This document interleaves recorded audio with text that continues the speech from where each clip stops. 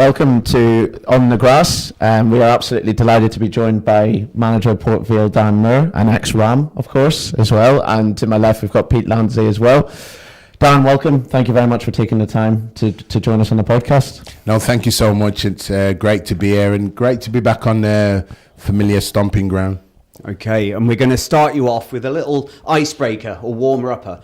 So, Port Vale, we're going into August, start of the season's here. And it's the day before your first game. You're going to have 30 seconds. Okay, we're really putting you under the cosh here, aren't we? You're going to have 30 seconds from when Archie tells us to go. And which are you going to prioritise with your players day before first game of the season? Will it be social, psychological, physical or technical? Archie's going to count us in. 3, 2, 1, go. I would go for the psychological because the physical, technical, all those aspects are in. The psychological thing is to enjoy the day and enjoy the occasion. Enjoy the first game of the season. Enjoy everything that you've worked hard for, not just this pre-season, in getting here. So it's a day to be remembered, to enjoy and to give it your best shot. And there they are in League One. Over to you, Alex. Absolutely. Dan, congratulations on the promotion. I suppose the first question that they're going to throw at you, how do you approach a new season after you've just been promoted? Yeah, certainly for me, it's been, I've spoken at the football club already about what we've done last season was outstanding. It was really outstanding work to get back to the level that we wanted and desired to get back to, which was League One. What we've just done is just lay the base layer. That's what I call it, a solid platform in order for us to build from. So what we have to do is move the mindset to go, right, now we're back at League One. We're in a difficult league, a tough league. And we know that every single person that's involved at Port Vale will have to give their very, very all for us to gain and get results and keep the club moving forward. So by gaining promotion, that's what we've done, is the base layer. What we have to do now is come together as a group of people and really come together and keep moving the club forward. Absolutely. And have you put any aspirations or ambitions on this season? Or is it just, as you say, to keep progressing those incremental increases? Yeah. What I've said to the players is we've got a 46-game season and we'll just, if you like, divide each single game single-handedly because that's what we do. And we want to make sure that we're giving our best account of ourselves in every single game. And then come the end of the season is exactly where we deserve to be. But every single game, I just want the players, the staff, to be absolutely maximum in everything that they do in order to move the club forward. We don't get a God-given right to say we're going to be doing this. What we are doing is making sure that we're absolutely acquitting ourselves for each and every single game and every eventuality this season and making sure that we're giving our best shot. Absolutely. I was on a coaching course recently there, and we were talking around the alignment of values between staff and players. I wanted to ask you, what if you had 3 values that you could pick that were crucial to you, key to you as a person and as a manager, what would they be? The 3 values for me is stay humble, really stay humble,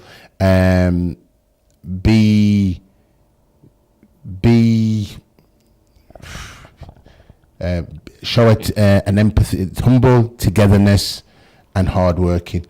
I think that's the 3 things. Stay humble, work together hard because you're in a team, and and just give it your best shot. Work hard. I think that's the 3 things really. And I think if people give that, I don't think in terms of football and a team you'll go far wrong. Absolutely. And in terms of those values, and if there is a breakdown between those values that you hold close to you and the values that sort of possibly your players are showing, how do you deal with that? Is there chances that you give, or is it something that you just won't be able to work with?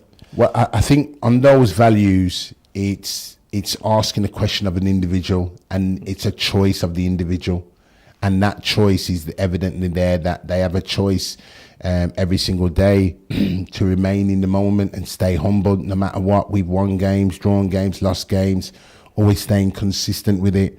A togetherness approach, because you win with your team and you need your teammates, you need your staff. and hard working. Anything you want to achieve today, there's an element of hard work. You know, anything that you want to do today, if you want to reach the level best, there's hard work. There's a choice that individual has in those three areas that will just ask a question of that individual. Absolutely. And I suppose the premise of what we talk about quite a lot on this podcast is around coach development, coaches, mentoring. In terms of, and you've probably worked with a lot of good coaches and probably some coaches as well that you didn't enjoy working with, or maybe you didn't enjoy working under. In terms of those positive traits, we'll focus on the positive traits. Yeah. What traits could you identify in coaches that you said, I like that, and I want to work for you because of that? Communication skills, huge. Being clear with your objectives. The attention to detail is something that is spoken about today. That even when the details reach, I've met other coaches that go to the next extreme, and you can keep on going with attention to detail. But I think that's really, really good that you're trying to turn every stone possible. And also the energy. I just think when you've got a good vibe and a good energy as a coach, I think that's really, really good. And those are three areas, again, that when I was playing, and certainly when I'm coaching or managing, I'm trying to apply those three areas to the players, the staff. They want clarity, they want energy, and they want to feel belonging. And I think that's really, really key. Absolutely. I love that one about energy. I think when we think about the grassroots context and our coaches in the grassroots game, I think they're sometimes not lucky enough to have enough contact time with players, so it might be even just an hour a week sometimes. And that hour a week might be the most important hour to that kid. And if the coach isn't going in low energy because of something that may have happened, it can be really detrimental to those players. So I love that, to hear that from a top level coach. I think that's a great point. Do you ever? I mean, obviously, being a full-time EFL manager is pretty demanding. Do you ever get the chance to go to grassroots? Do you ever, when you're watching games, do you ever go to grassroots or right into non-league to watch games? And what do you see from the coaching there if you do? Yeah, we some on a weekend you're able to go across to some of the grassroots football around the area, and you watch and you see some of the children, the kids playing, and right the way through to adults. And it's wonderful to see. The biggest thing that I get from the grassroots is the enjoyment, the participation, and everything that all those people connected with it have. It really, really is. And it's just the sheer love of football. And certainly for us in the professional game, we're almost like mentors, if you like, because obviously we are, everybody worldwide see us from an audience point of view, from a fans coming to see games and everything else. And it's great to see the ripple effect that it has down at grassroots levels that the major competitions bring. And it's wonderful. And the biggest thing what I get from them, there's a wonderful appetite from everybody at that level to play. And take it in however serious context that they do take it, but it's great for me to see that, and you see lots of things. So I do watch a lot of grassroots football throughout the games, really, and throughout the season, because I think it's rewarding and refreshing, certainly for me.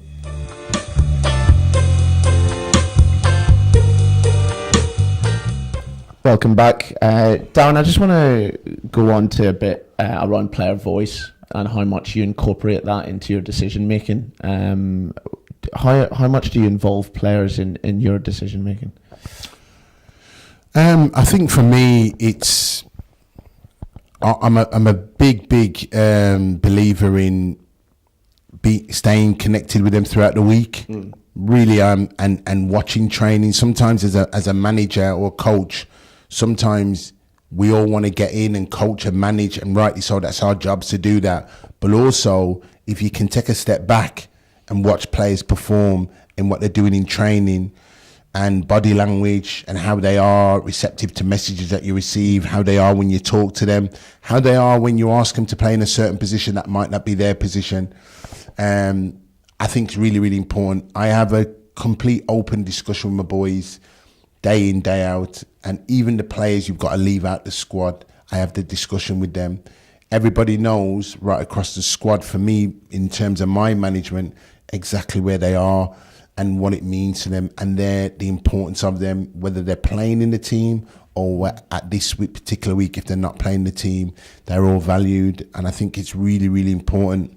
It's a consistent basis, because you're still touching base with them every single week, because as you know, the games are coming thick and fast, and no ever 1 week's the same as the other week. So you have to consistently be in that relationship with them on a daily basis, because of the time that we spend together at the club and on the grass and on the training ground and at games. So it's really, really important that you have a squad and a group of players, but not everybody can play at that same time. Doesn't mean that individual who's not in the team is not as valued as the person that's in the team. And I think that's really, really important. I suppose the reason I asked the question is trying to relate it back to a grassroots context. I think players learn in different ways. Yeah. And at the top level, I think there's obviously a distinction here where you're in a performance environment. Your goal on a Saturday or Sunday is to go out and get 3 points. Yeah. So your game plan will be heavily led by you and what you think is best. Yeah. Is there been moments where the game plan has been altered because the players have felt that they can't carry that out? Yeah, I think it's important that when you have a game plan, it's important that the players feel in a position where they can implement that game plan and carry it forward. Yeah. I think also at the same time, and I've been in situations where I've asked players to play in a certain situation or play in a system, and the players have come to me, a couple of players, and said, Gaffer, I just don't feel right in that position.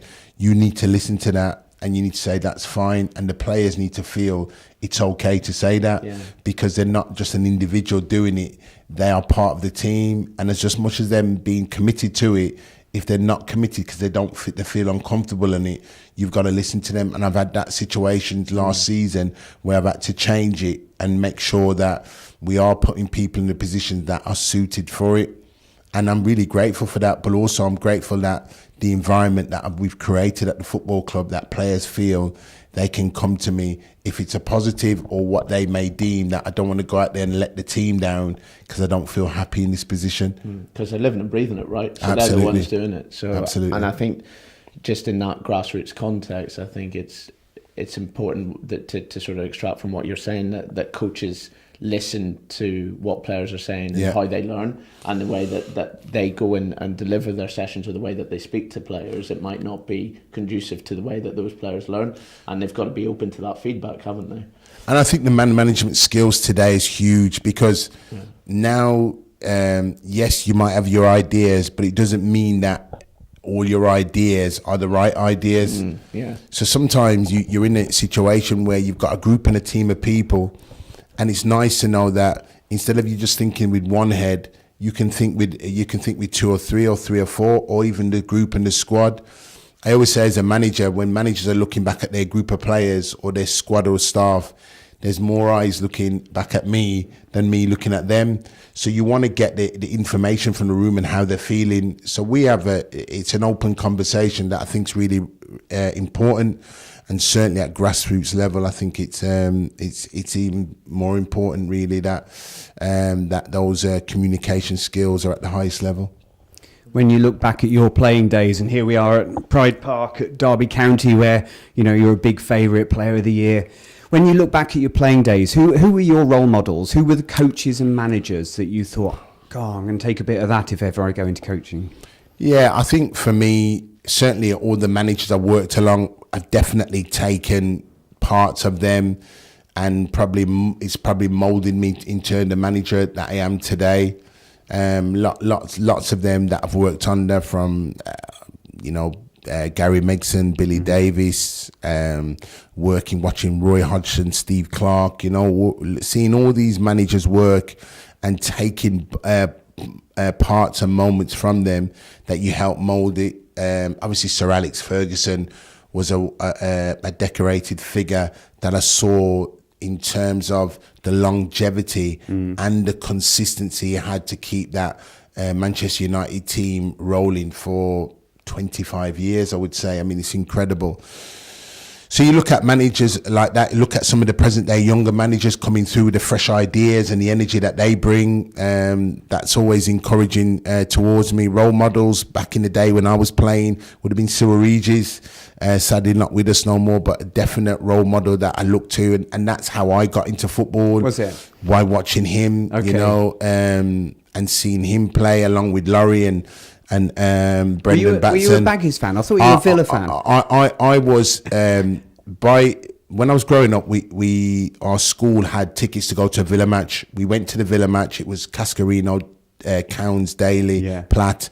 Great. I thought, wow, at Villa Park, we got tickets. So in the end, I went down to Villa. But then, obviously, my career took me to the Albion, and really, I've got a real soft spot in my heart for the Albion and the Baggies, because that's where, you know, I applied my trade for a local team, and you know, my heart and soul was into that football club. And I just loved playing for the football club. So that was me sort of growing up. But the connection there was watching Cyril. Because being a local boy growing up in Handsworth, and having 3 black players play for the one club at the time, a local club. For the 3 degrees, for the community, the black community, it was such a proud moment. And it's where my dad showed me the first game was an Albion match on the TV, because I was, believe it or not, trying to train as a cricketer. Oh right, okay. So when my dad called me in to watch the game, down with the cricket bat, and it was the football. And I just remember watching the first game and looking and seeing it and thinking, that's something that I want to do.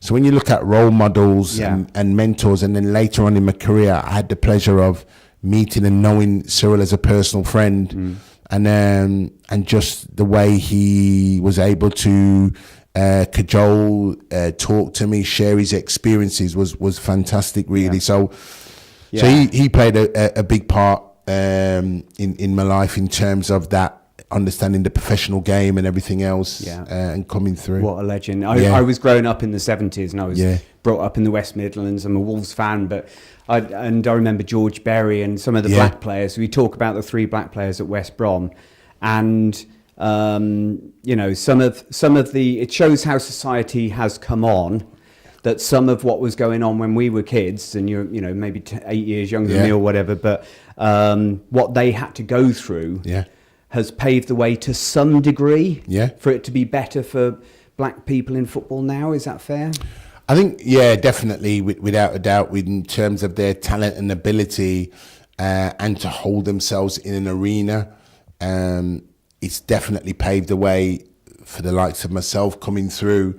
Certainly from the playing point of view, and getting on the football pitch, that's definitely been evident. Because when you look at the game now today, you know, there's black players in all divisions really, applying their trade and doing really, really well.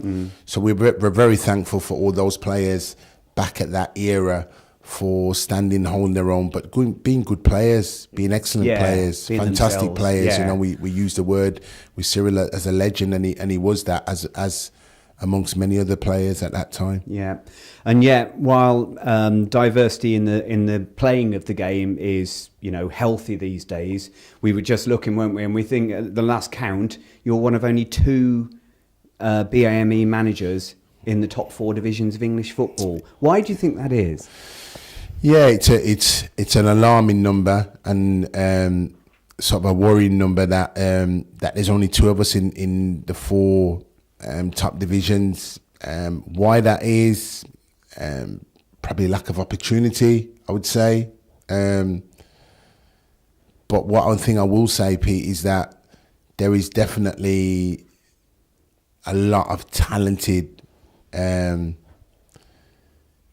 BAME managers out there, coaches out there, a lot. I know the game has seen a lot of coaches, certainly from the black coaches background, grow up in the game. There's a lot in the Premier League, and some coming now into the Championship and filtering down to League One and League Two. But actually, visually, as a manager, as we speak today, there's 2. There's, I think, myself and Nuno at the moment. So we still keep campaigning, we still keep pushing, we still keep trying trying to do as best as we possibly can, yeah. and keep competing as best as we possibly can, and hopefully we'll see changes in those numbers. Yeah, and I mean you are being successful. Port Vale have got up. Sheffield Wednesday got up. Yeah. You had a good spell at West Brom. Yeah. What is it like? Because you are a role model to so many people. We're going to talk shortly about, you're getting this honorary degree at the University of Derby, and it's partly for your personality, your humility, your Christian values, etc. But also that you're a role model to so many. Can that be a burden, or is that a blessing? Yeah, so sometimes people, when we speak like this, and it brings a reality to the situation, that I'm one of a few, and I'm a mentor and a role model, and I gladly accept that, because when I'm doing my everyday today work and going about in life, I don't somehow see that I'm just being myself. But the way I look at it is, in every organisation I've been part of or involved in, is how can I make it better?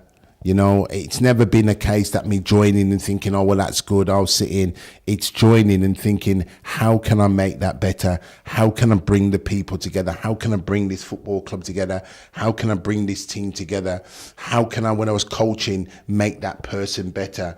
And it's always been that, and it will always continue being that. And I think you need that in teams. So I give myself to the team, the organisation, and with the one objective is to make it better.